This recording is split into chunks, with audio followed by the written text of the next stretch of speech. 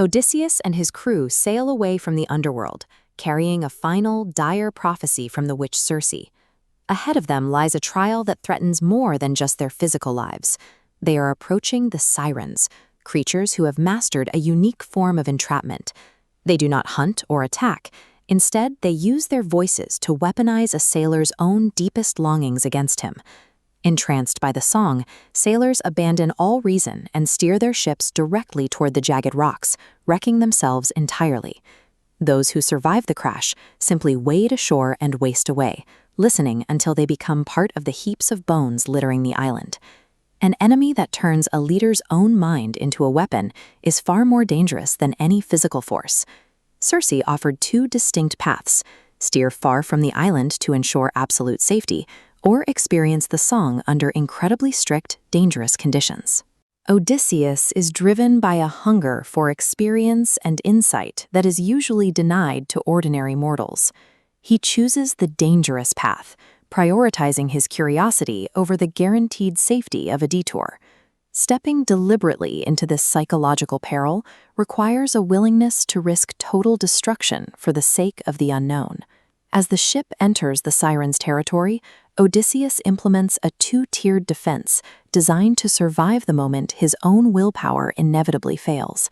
First, he neutralizes his crew's senses entirely. He presses sun-softened beeswax tightly into the ears of every crewman, sealing out all sound. For himself, he chooses a physical restraint.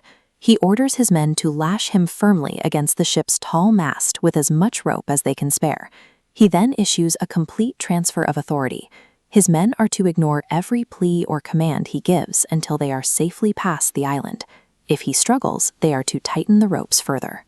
Surviving extreme temptation requires locking in a rational structure of restraint before the irrational response takes over. The wind suddenly dies away. The sea becomes unnaturally still and glass-like, as though nature itself is pausing in anticipation. Then the song begins. It starts faintly, but soon grows into a haunting melody that calls Odysseus directly by name. The Sirens promise him everything he craves: ultimate wisdom, the secrets of every event on Earth, and a validation of his past glories at Troy. The pull is overwhelming. Odysseus's mind surrenders to the temptation, and his rational thought dissolves into a manic, desperate longing to reach the shore. He screams at his men to release him, fighting his restraints with every ounce of strength he possesses. But the crew is deaf to his cries. Paramedes and Eurylochus rise from their benches, not to free him, but to bind him even more securely against the mast, exactly as they were instructed. In this moment of total psychological collapse, the leader's survival depends entirely on the unyielding discipline of the subordinates he empowered. Slowly, the steady power of the oars pulls the ship forward until the melody fades. Eventually, it is swallowed once more by the sound of the wind and the waves. Only once the island has vanished completely does the crew remove the wax from their ears and unbind their captain. Odysseus sags against the mast, breathing heavily. He is the only mortal to hear that song and live, carrying the weight of what he endured. This leaves a permanent psychological scar, a lasting burden for the leader who refused to look away. There is no time to process the trauma. Circe's prophecy warns that an even more treacherous stretch of water lies directly ahead. Ahead lies a geographic choke point, a narrow strait guarded by the six-headed monster Scylla and the deadly whirlpool Charybdis. To avoid total destruction in the whirlpool, Odysseus must navigate a path of calculated sacrifice, intentionally leading his men into the monster's reach. The ultimate burden of leadership is realizing that surviving internal temptation only prepares a leader for the crushing responsibility of deciding who lives and who dies. Odysseus and his men barely had time to catch their breath after escaping the Sirens before the air grew cold. Ahead of them lay a fog-choked narrow strait, the only path remaining on the journey home. The geography of this passage created a lethal bottleneck. The space was so confined that steering away from the cliff on the right meant sailing directly into the hazard on the left. This top-down schematic shows Charybdis dominating the left side, a violent whirlpool guaranteeing total destruction. On the right cliff lives Scylla, a six-headed monster. Because their deadly reaches overlap, there is no safe middle path. Sailing past means sacrificing exactly 6 men. Odysseus faced a situation where combat skill was irrelevant. Survival required a cold calculation. He had to choose exactly how he was going to lose. The sorceress Circe had already provided the tactical breakdown. She argued that losing 6 parts of the crew was the only logical way to preserve the whole. Odysseus realized that if he shared this math with the crew, their panic would be uncontrollable. Knowing 6 were marked for death, they would stop rowing, drifting into the whirlpool and killing everyone. He chose to keep the men in the dark. He prioritized the survival of the ship over absolute transparency, deciding to lead his companions into an ambush they didn't know was coming. By withholding the truth, Odysseus took the entire weight of the coming deaths onto himself. He accepted a crushing, silent psychological burden, choosing to bear a deadly secret alone to keep the ship moving. As the ship entered the strait, a suffocating dread settled over the deck. The tension grew with every pull of the oars.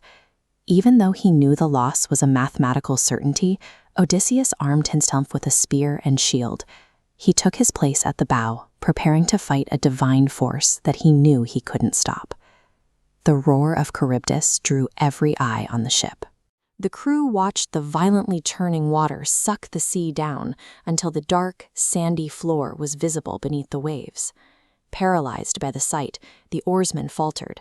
Their rhythm broke, and the ship began to drift toward the whirlpool's edge, opening the window for the predator on the cliff.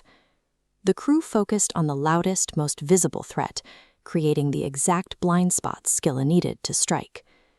While the men were transfixed by the water below, Scylla's 6 necks descended from the darkness above.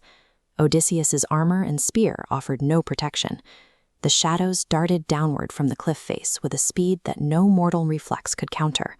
6 of his most capable, battle-hardened veterans were snatched from the deck. As they were lifted toward the cave, they screamed for their captain one last time.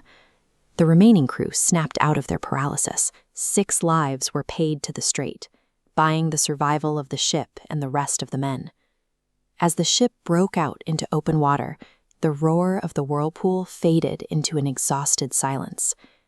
The crew mourned a sudden, tragic attack. But for Odysseus, the grief was different.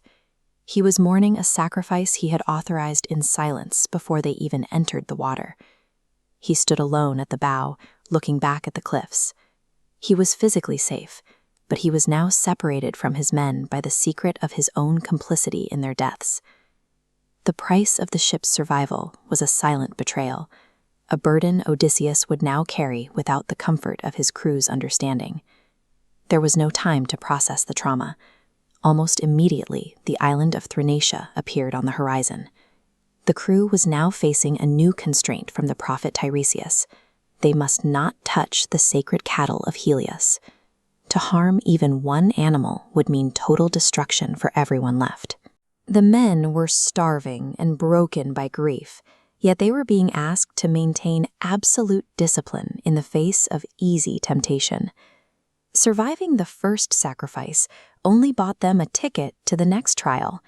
Odysseus now had to find a way to lead a traumatized crew through one final test of restraint.